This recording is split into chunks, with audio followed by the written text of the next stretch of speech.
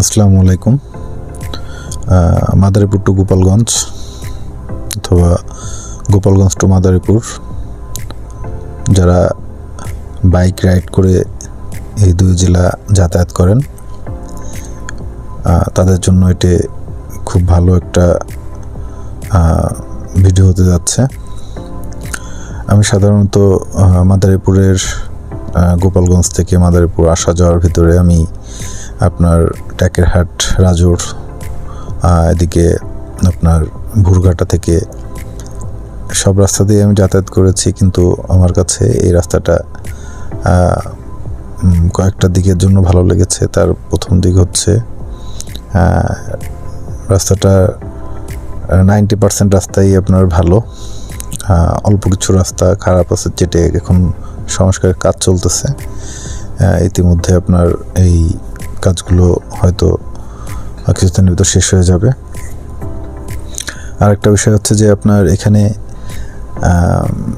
জার্নিটা আপনার খুব সেফ জার্নি পাবেন। ভিতর থেকে মেইন রাস্তা অল্প আপনার থাকে এখানে, বাকি রাস্তাটা গ্রামের ন্যাচারাল পরিবেশের ভিতর দিয়ে আপনি এখানে যাতায়াত করতে পারবেন এবং খুব সুন্দর একটা পরিবেশ এখানে থাকবে, যা আসার মাঝখানে আপনি দেখতে পারবেন। সেজন্য আপনার জার্নিটা খুবই আরামদায়ক হবে, আপনার ক্লান্তিবোধটা অনেক কম লাগবে। তো যেটা আমরা স্টার্ট করলাম মাদারীপুর শহর থেকে। ইতিমধ্যে আপনারা দেখছেন যে মাদারীপুর শহর থেকে হাতের বায়ে যে রাস্তাটা চলে গেছে বরিশালের দিকে, আমি সেই রাস্তাটা দিয়ে এগোচ্ছি। এগোয়ে এখন প্রায় আমি একটা জায়গায় চলে আসছি। এই জায়গাটার নাম হচ্ছে আপনার ভাঙ্গা ব্রিজ।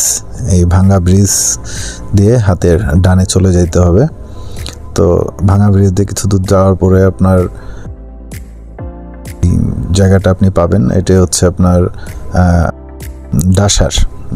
ডাসার দর্শনা। এই ডাসারের এই রাস্তাটা দিয়ে আপনি যখন যাবেন, আপনার এখানে দর্শনা একটা হাই স্কুল পাবেন হাতের বাম হাতে। আপনার যে চারিপাশে যে সবুজ বসন্তের যে নতুন পাতা, চারিপাশে সবুজ দৃশ্য দেখলে এমনিতে আপনার মন ভরে যাবে। তো আপনি খুব কমফোর্ট ফিল করবেন এখান থেকে যাওয়ার সময়। এখানে সাধারণত কোনো বড় গাড়ি যেমন বাস, ট্রাক এই ধরনের কোনো যানবাহন এই রাস্তাতে চলাচল করে না।